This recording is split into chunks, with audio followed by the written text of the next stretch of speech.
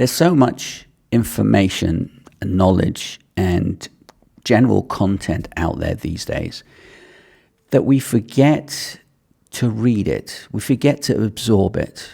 And we basically don't give it time we basically don't absorb that information. We go from one to the next to the next. It is kind of like a FOMO thing, fear of missing out.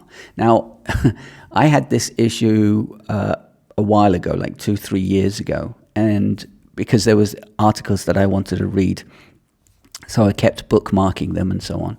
So I would read it and skim through it and not really absorb that information. I took a few notes. I'm not great for taking notes in that context. And I kind of realized that I wasn't absorbing any information. I find that happen quite a lot with different people.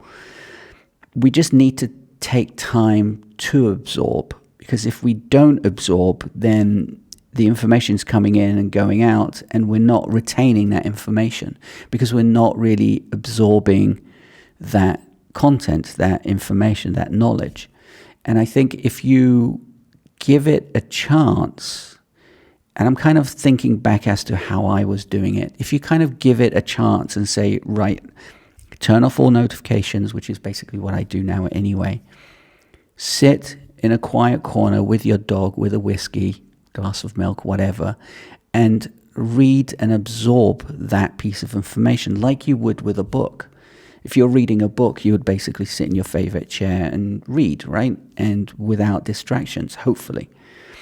So consuming content and consuming knowledge from the internet shouldn't be any different.